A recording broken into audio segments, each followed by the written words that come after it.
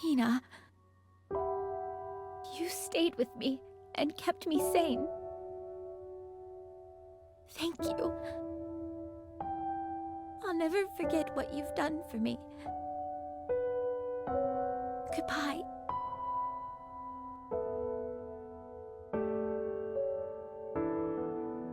Memories. It is something we as humans hold dear. Precious moments we can recall through the passage of time. Moments where we celebrated, laughed, cried, and mourned. These are all things we hold as we progress on our own paths. For Dorothy, she held many close to her heart, many comrades she shared time with on the surface, many whom she cherished and loved. But just like memories filled with happiness and glee, there were also memories that were dark as well. Following the second part of OverZone's story, Dorothy seems eerily jovial. Earlier that day, we'd seen her reach a mental snap that no one would expect her to plummet to. Despite this event, she was speaking happily with her comrades, taking on missions the Ark had just issued to them. It was as if nothing had happened earlier that day, and to us as viewers, at the start at least, it seemed like she was just trying to move on. Pina had been a cornerstone in Goddess's darkest hour, and it was clear that Dorothy had formed a strong bond with her over the month that they were working together. They grew closer as allies, but more than that, they grew closer as friends. Though we didn't see much of it, it's safe to assume Pina was someone that Dorothy held dear to her, a reason to fight until the Ark's completion. To seek paradise together, that was the promise Dorothy had made to Pina.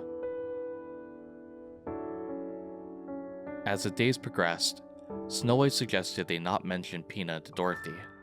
At the time, it seemed like Dorothy was simply trekking onwards, ignoring the traumatizing situation in order to stay strong for her squad mates and for herself.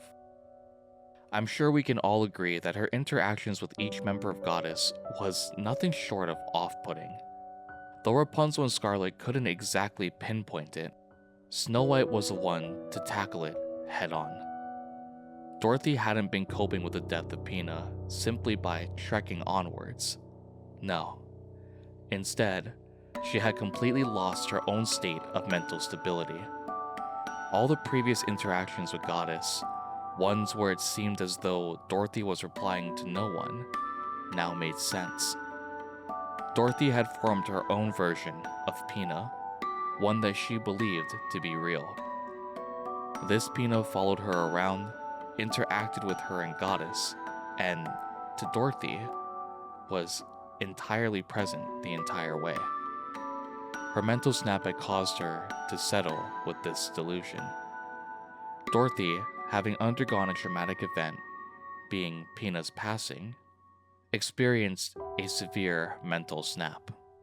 In order to cope, instead of realizing and moving forward, she chose to live in a delusion that the event didn't happen. Pina had never been corrupted, and in turn, she never died. Everything remained just as it was before the group had split on the day of Pina's death. Snow White, having realized this, chose to confront Dorothy, and even then, it was merely brushed off. It is dangerous to break the delusions of someone in a low mental state like Dorothy was in. Underneath this facade, fantasizing days where Pina was still alive, lay a broken shell of who Dorothy once was. Forcing her out of that delusion could also prove dire in their situation. NIKKEs are able to undergo a mind switch under various circumstances. One of these circumstances are traumatic events that could force a mind switch to occur. Seeing the danger in confronting Dorothy's delirium, Snow White suggests they instead attempt to simply go along with it. They play along as if Pina were still there, interacting with the fictitious Pina that now existed in Dorothy's mind. Even with all this occurring, Goddess had been issued multiple orders from the Ark, and if Dorothy's situation wasn't bad enough already, it was about to get much worse. Goddess's final task was to hold the fort for an additional 3 weeks. The Ark, having been set back from completion, required this time in order to fully erect the defensive walls which surround it. During these 3 weeks, under Snow White's command, the remaining units of Goddess didn't bring up Pina's death, nor did they dare to break the delusion that Dorothy had created in order to cope with her passing. In a sense, this may have been the best move for Goddess, but even with the act that they were putting on, a mental snap was surely to come eventually. After defending the Ark for months, and after losing everything, giving every ounce of their strength, the time had finally come for the Ark to be completed. While on a call with Oswald, the one they'd been communicating with since the start of Part 2, the Ark's walls were fully completed, and the Ark itself was sealed off from the world. Any chance Goddess had on returning to the Ark died along with the hopes and dreams they all shared together. The only way down, the elevator the Ark had been using to give them supplies, was also instructed to be destroyed by Goddess alone. One of their final missions was to render this elevator useless, cutting any chance off for them to return. The Ark never intended on letting the Goddesses return, and instead cemented them as heroes through written accounts and monuments. History is written by the victors, or, in this case, the cowards who rewrote history itself. The Goddess unit are all Fairytale models, and these titles are very appropriate for their current situation. They are fairy tales, beings that nobody will meet in person, written down and cemented as heroes based on the account of the upper echelon of the Ark. Goddess learns that it was decided unanimously that they would never return. And though everyone is angered by this comment, Dorothy is the most irate. She threatens to find and kill Oswald, his family, and his children. She threatens to ensure that his death is as long and painful as possible. She also states that if the doors are not open, she will force her way into the Ark to seek her revenge. One thing to note in this scene is how Dorothy, despite having her dreams to be recognized as a hero, didn't hesitate to plea for only Pina to be let back into the Ark. Even in her delusions, she was selfless, choosing others over her own safety. The Ark didn't care about Goddess, Pina, or anyone remaining on the surface. The upper echelons of society did as they always do, fend for themselves and disregard anyone else. Goddess was the pinnacle of NIKKE technology. However, the Ark easily tossed them aside, stating that they make strides to outdo the original models, the Goddess unit. After all they'd done, after all they sacrificed, they were meant to wander the surface alone until their bodies broke or their minds succumbed to corruption. The Ark took advantage of each member of Goddess and their good nature.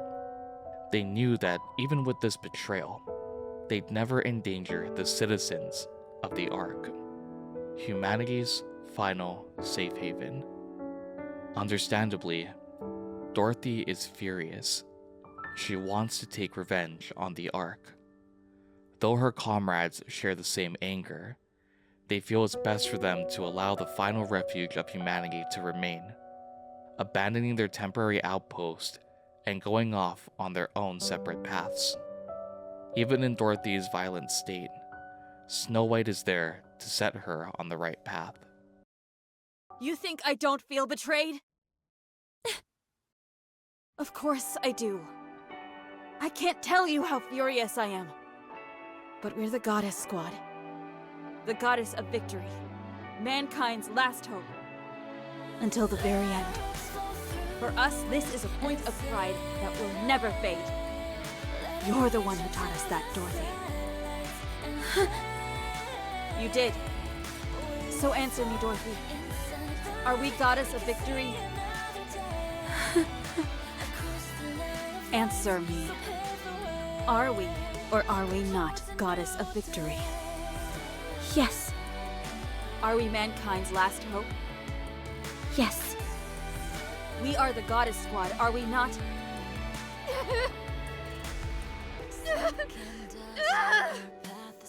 Dorothy! Yes, yes, yes, yes! We are! We're all that you said! Snow White is the one to pick Dorothy back up. Each member, excluding Dorothy, had a separate goal they want to carry out. Rapunzel wanted to continue to mourn the dead and give proper burial to those who've fallen to the raptures. Scarlet wanted to start a garden in hopes of being able to brew her own liquor. And Snow White wanted to be able to reclaim the surface and defeat the Rapture Queen. All three of them had their own objectives, and upon setting out, Dorothy was left alone with her imaginary companion, Pina. She wasn't forced to stay, nor was she abandoned by her comrades. Instead, she chose to remain there on her own volition. It wasn't until Dorothy visited Lilith's grave that the true mental snap came to fruition. She had finally come to terms that Pina, much like Lilith, was dead. In the days that followed, Dorothy repeatedly tried to exit the outpost, each day spending hours towing the line separating herself from that place and the vast expanse of the surface. Everything was gone. The place she once described as her paradise was no more. Receiving one final push from Pina, Dorothy set forth, and much like her comrades did, proceeded into the expanse of the surface. Her only goal was to find paradise with those close to her, yet we've seen that stripped away from her 3 times now. Once with the death of her leader, the second with the Arks' betrayal, and the final with the slow decay of the outpost. Dorothy had nothing left and no one to turn to. Her delusions were shattered, and reality had fully set its weight on her shoulders. Only one thing drives her, and that is the vengeance she seeks on the Ark. The Ark was only completed because of the efforts and sacrifices made by Dorothy and the members of Goddess. As for Dorothy, one way or another, she will seek her revenge on the Ark.